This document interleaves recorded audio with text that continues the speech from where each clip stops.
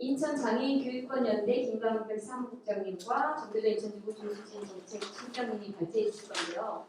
김광백 사무국장님은 오늘 사정상 영상을 미리 보내주셨습니다. 먼저 영상 발제를 본 후에 조수진 정교조 인천지구 정책실장님 발제를 듣도록 하겠습니다. 네, 안녕하십니까. 인천장애인교육권연대에서 활동하고 있는 김광백입니다.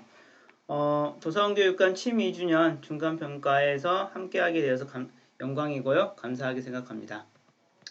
2주년 중간평가를 한 줄 평가를 좀 해봤습니다. 저희가 내린 평가는 좀 이건 한 것도 아니고 안 한 것도 아니요 라는 평가로 좀 요약될 수 있을 것 같고요.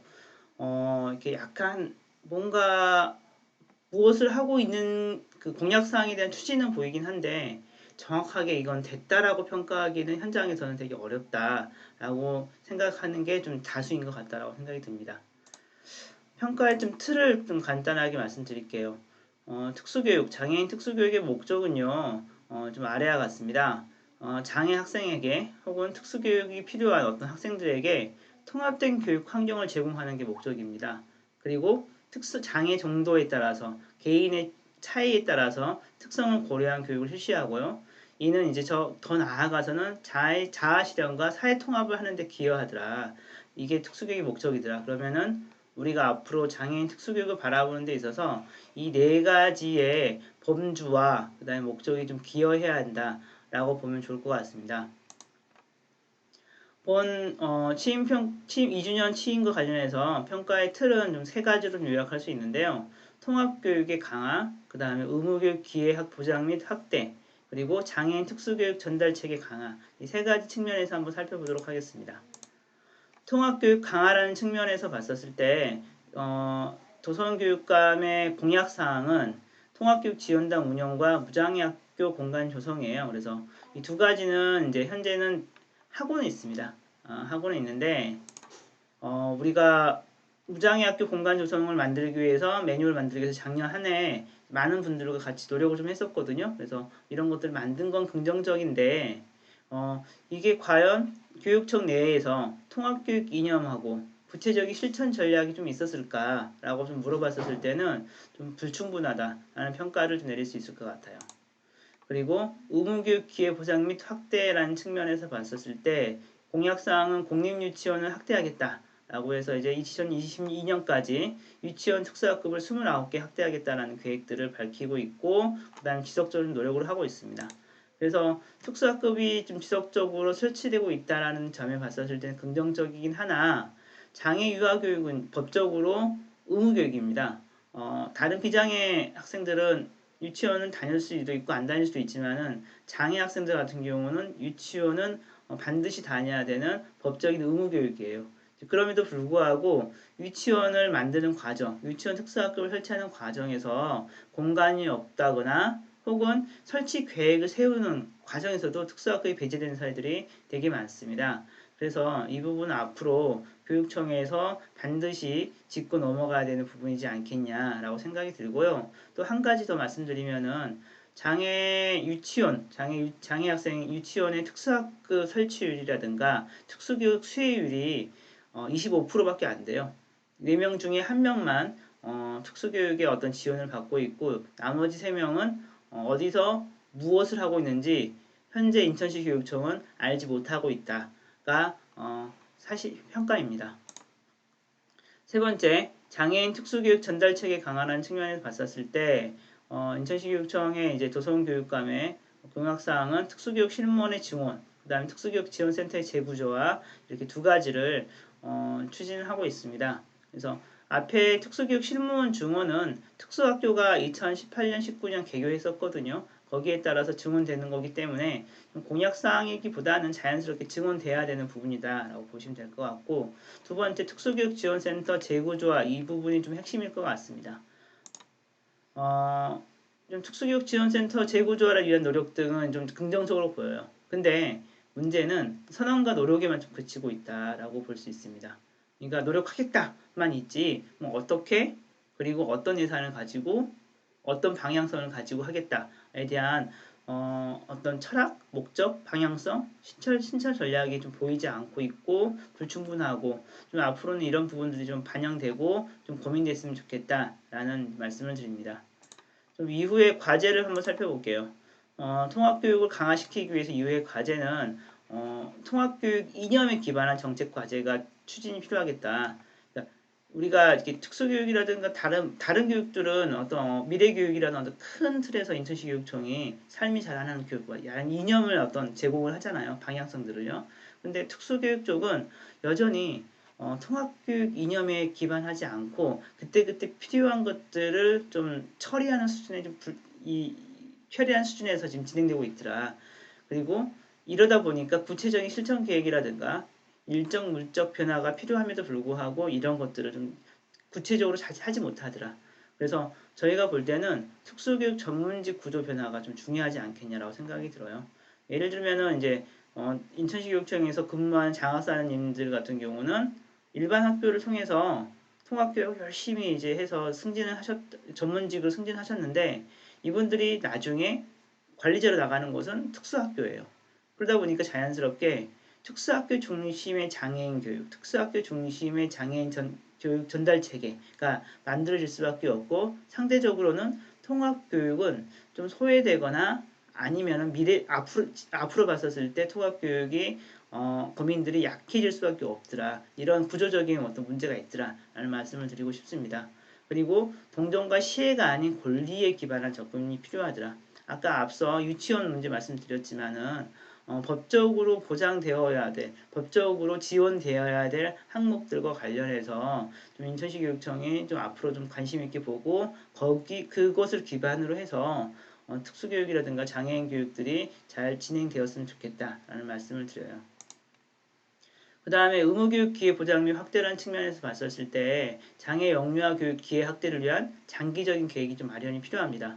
그래서 이 부분은 인천시에서 이제 이 특수학급 만드는 과정을 쭉 보고 있으면은 특수교육팀이 해당 과, 예를 들면은 장애 영유아니까 이제 유아교육팀, 그 다음에 이제 나머지는 학교를 신설하거나 이런데 과를 가가지고 이제 학교를 방문해서 공간이 있는지 없는지 확인하고 그 다음에 교장하고 협의하고 교장이 나 못 만들겠습니다 라고 했었을 때는 별로 이렇게 어떻게 할 수 있는 어떤 권한이 없어요. 그래서 이거는 교육청 차원에서 의무교육을 보장하는 어떤 일환으로다가 공간들을 마련하고 제시하고 학교에게 설득하고 학교를 압박하는 과정이 필요함에도 불구하고 좀 교육청은 그런 거에서는 좀 약간 한 발 물러서 있는 것 같다라는 생각이 들어요. 그래서 의무교육 기회를 어떻게 보장할지, 어떻게 확대할지에 대한 고민들, 특히 장애 영유아 교육과 관련해서는 장기적인 계획을 가지고 접근이 되었으면 좋겠다라는 말씀을 드리고요. 그리고 더 나아가서는 이제 아까 우리가 특수교육의 목적 중에 하나가 이제 성인기의 자아실현과 지역사회 통합이거든요. 그런 측면을 봤었을 때는 성인기 전환교육을 위한 지역사회 협력 방안에 대한 고민들을 더 많이 하거나 교육청 차원에서의 어떤 적극적인 노력들이 필요하겠다라는 말씀을 드립니다. 그리고 세 번째, 장애인 특수교육 전달 체계 강화라는 측면을 봤었을 때 정책 및 연구 기능의 강화가 필요합니다. 그래서 특수교육 지원센터라든가 아니면은 이제 인천시 교육청의 어떤 그 장학사 전문직 그룹들은 행정을 담당하는 그룹이다 보니까 뭔가 길게 보고 장기적으로 어떤 과제를 설정하거나 아니면은 사회 변화에 발맞추어 뭔가를 이렇게 과제 정책을 추진하기 어려운 집단인 것 같아요. 그러면은 좀 이런 것들을 인천의 상황에 맞게끔 어떤 것 고민하고 찾아보고 현장의 변화들을 관심 있게 살펴볼 수 있는 연구 기능, 연구 집단이 필요한 거 아닌가라고 생각이 들어요. 그리고 특수교육 지원센터의 이제 인력 재구성, 현재 인력이라든가 현재 조직 구조를 가지고는 지원센터가 적절하게 변화하고 발전하는 데 있어서 많은 어려움을 겪습니다. 그래서 인력들을 어떻게 재구성할 것인지, 그리고 더 나아가서는 다양한 사람들이 센터에 왔다 갔다 할 수 있어야 되는데 대부분 다 접근성이 좋은 곳에 있지는 않아요. 그래서 접근성을 고려한 이전 추진 이런 게 필요하지 않겠냐라고 생각이 들고요. 그리고 이제 무장애 학교 조성이 이제 도성훈 교육감님의 대표적인 특수교육 장애인 교육의 공약이거든요. 그러면은 이제 작년에는 매뉴얼을 만들었다 치면 이제 앞으로 어떻게 이것을 조성할 것인지 이제 아까 이 부분도 앞서 말씀드린 것처럼 통합교육의 이념에 기반한 지원이 필요하고 통합교육 이념에 기반한 실천이 필요하거든요. 그러면 그런 것과 맞물려서 구체적으로 어떻게 할 것인지에 대한 고민들을 풀어나가야 되겠다라는 말씀을 드립니다. 이 이제 영화 온도를 보면은 이런 말이 나옵니다. 옳음과 친절함 중에서 하나를 선택할 때 친절함을 선택하라.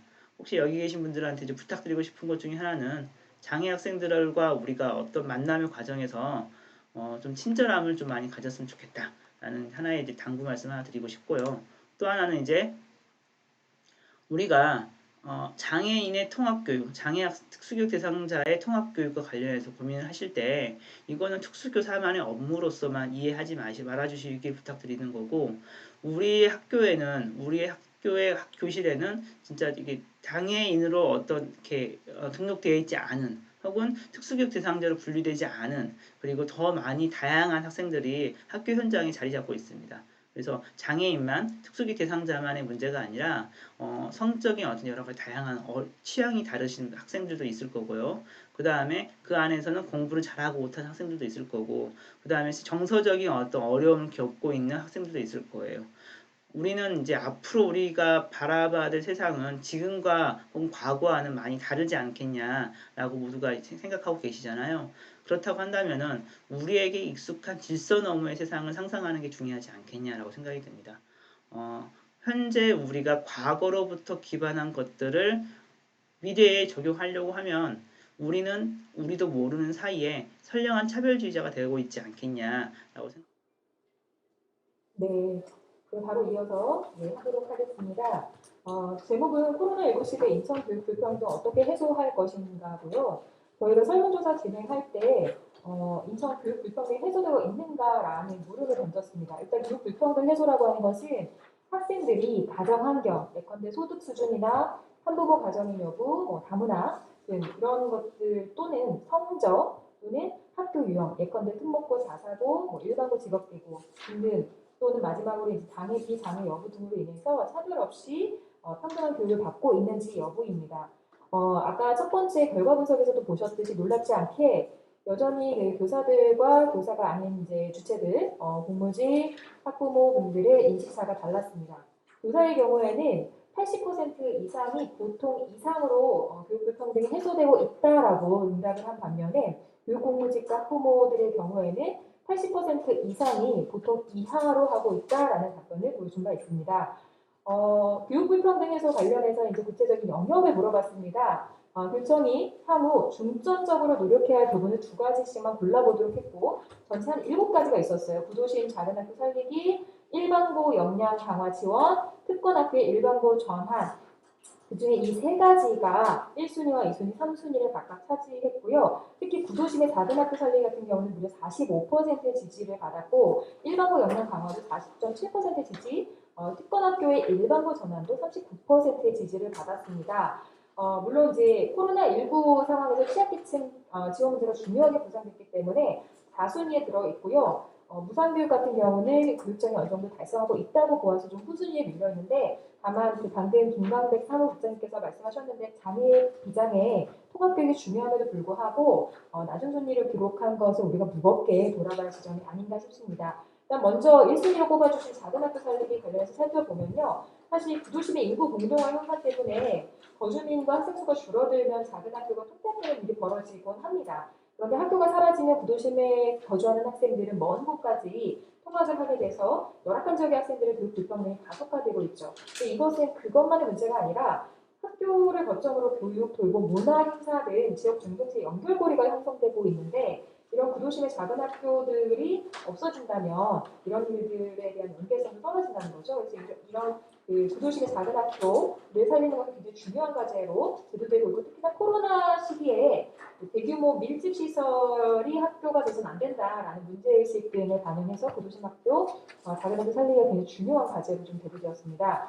2번째 순위와 3번째 순위 일반고 역량 강화 특별학교 폐지는 사실 연결되어 있는 지점인데요. 특별학교가 사라지지 않는 한 사실 일반 학교의 붕괴 수준의 그런 어려움이 계속될 수밖에 없기 때문입니다.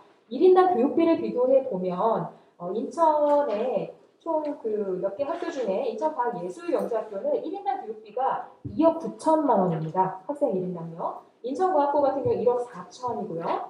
인천 하늘고 1억 6천, 인천외고 1억 3천입니다. 그런데 미추홀구에 있는 일반고의 학생 1인당 평균 교육비가 3천만 원 수준입니다. 어마어마한 차이, 즉 최소 2배에서 9배가량의 차이를 보여주고 있습니다. 이런 것들은 교육차별을 공고히 하는 불평등한 교육 정책이기 때문에 이 특권학교는 좀 폐지되어야 된다라고 생각을 하고요. 특히나 서울대 같은 그런 소위 말해서 상위권 대학에 입학하는 학생들의 비중을 봐도 올해 6월 30일에 이제 발표된 그 대학 알림이 공시에 따르면 무려 27.4%가 과학고와 외고 국제고와 같은 이런 특목고 영재학교 졸업자였다는 것입니다. 근데 이런 상위권 대학에 들어가면 이제 또 취업에서 유리하게 작동을 하기 때문에 결국에는 가정의 어떤 그 불평등한 부분들이 고등학교 유형에 영향을 미치고 결국에는 직업과 평생의 삶에 영향을 미친다는 점에서 특권학교 폐지는 미뤄둘 수 없는 과제인 거죠. 그런데 2025년까지 일반고로 전환하겠다고 하지만 사실 이 부분도 만만치는 않죠. 왜냐하면 당사자인 특목고와 자사고 등의 학교에서 헌법 소원을 지금 제기한 상태이기 때문입니다. 자, 그러면 인천의 도성교육은 어떻게 했냐? 2019년으로 돌아가 보겠습니다. 작년 무려 1년 전 딱 오늘 비슷한 날인데요. 2019년에 24개 대상 전국 자사고 가운데 무려 11개 고등학교, 즉 45% 절반 가까이 재지정 취소 결과를 받았습니다. 진보교육감 진영에서 전북 상산고 지정 취소했고 서울교육청 같은 경우는 평가 대상 13개 학교 중에 무려 8곳을 지정 취소합니다. 그런데 인천시교육청은 인천 포스코고 재지정 유지 결론을 내립니다. 이 때문에 정교조 인천지부는 지난해 7월 10일에 성명서를 발표해서 이 부분을 규탄하고 교육 불평등 해소를 바라는 구성원들의 바람에 역행하고 그리고 후보 시절에 약속했던 공약을 이행하지 않았던 것에 대해서 비판을 제기한 바 있습니다. 향후에 인천교육감이 무겁게 좀 돌아볼 지점이고요. 코로나19 시기에 사실 교육 불평등이 많이 민낯이 드러났습니다. 개별 가정, 또 장애 여부 이런 것들에 따라서 교육 격차가 벌어지곤 했고 특히나 예산 불균 등에 따라서도 학생들이 받는 교육의 질적인 양적인 차이가 드러났습니다. 향후에 인천시 교육청은 기존의 무상교육 등 보편적 교육 복지를 위한 노력 외에도 앞서 제기됐던 구도심의 작은 학교 살리기 그리고 일반 학교 역량 강화나 특권학교 폐지 이런 것들을 잘 챙겨가야 되겠지만 또 더 중요하게는 이런 코로나19가 드러낸 교육적 격차와 불평등을 해소하기 위한 노력을 이어가야 한다는 거죠. 그러려면 사실 예산 문제가 중요하게 대두될 텐데 아까도 잠시 언급드렸지만 교육재정이 많이 삭감된 상황에서 사실 일부 노동자들은 임금이 삭감되고 대량 해고가 예상되기도 하고 이런 시점에서 교육청이 이 예산 문제를 진지하게 과제로 안고 투입을 해야 된다라고 좀 말씀을 드리고 싶습니다. 네. 지지리응답 없으시죠? 네.